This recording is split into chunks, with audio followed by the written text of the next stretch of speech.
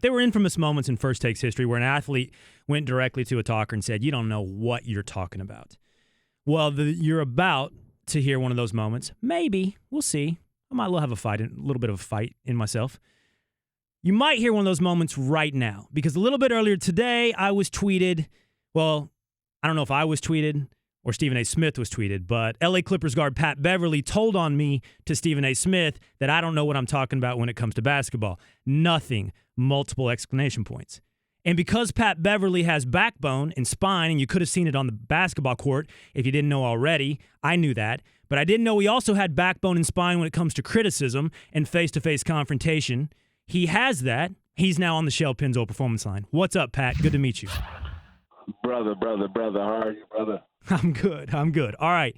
Just go, man. Why am I full of it? Why do I not know what I'm talking about? Nah, you know what? And it's not your fault, right? It's not your fault. And it's not only you. It's a bunch of people out there. For people to understand what goes on in the NBA with players, everyday games, being hot from the field, being cold, going through normal things of life. In order for the outside of people from basketball who don't play basketball, in order for you all to understand how it really is made up, it kind of goes unnoticed sometimes. Okay, Pat, I hear what you're saying. There's limitations to what I can know. That's undoubtedly true. But you said it today. You didn't say it yesterday. So what did I say today that you're like, Will has no idea what he's talking about? Oh, you spoke about the Cavs, and they won't come out the East. Okay, now hold on. Let me tell you something. If I ever take you on one-on-one, if you ever hear me say I can take Pat Beverley one-on-one, you should laugh at me and mock me out. But when it comes to what I say and why I say it and the reasons I have behind it, I know what I'm doing now. So I said they're not a lock to win the East. And I think that's a really very reasonable conclusion. The Cavs, with 2 games under their belt with this new lineup, cannot be considered a lock to win the East. I mean, and of course I'm not playing this year, so I'm able to be a fan this year. Okay.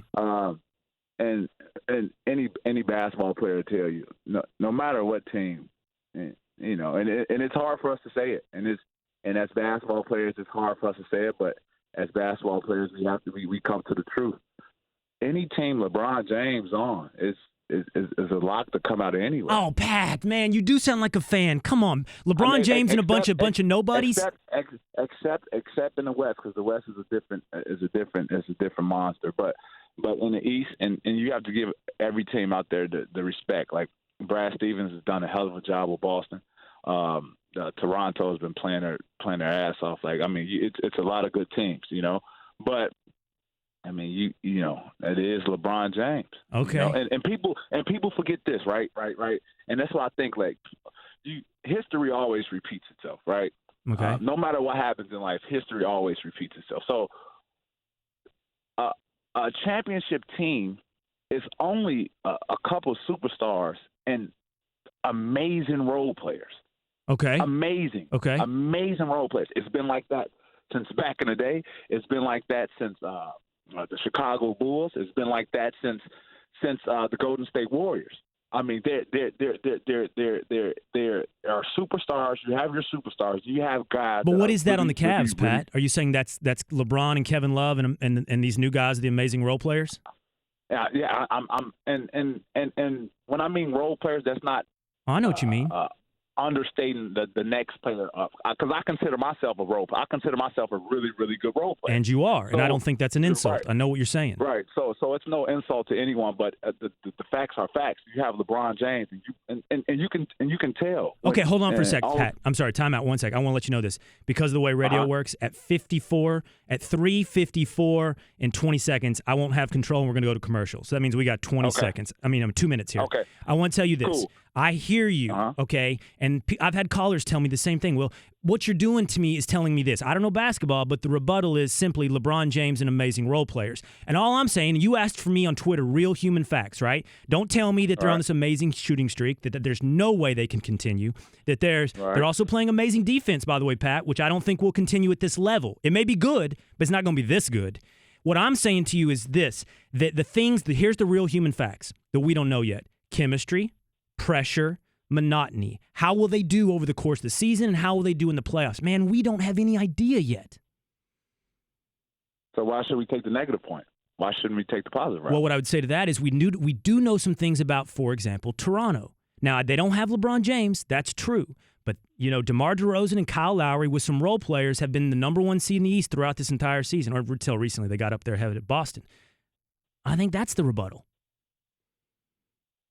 No, I mean, and if anyone from Toronto saying these people are getting ready for LeBron James, like no disrespect, like people are preparing to try to beat the Cavaliers, no matter what place they're in. Okay, real quick because we have a minute. Was the team that they had a week ago also not LeBron James plus role players? Didn't that also fit the criteria?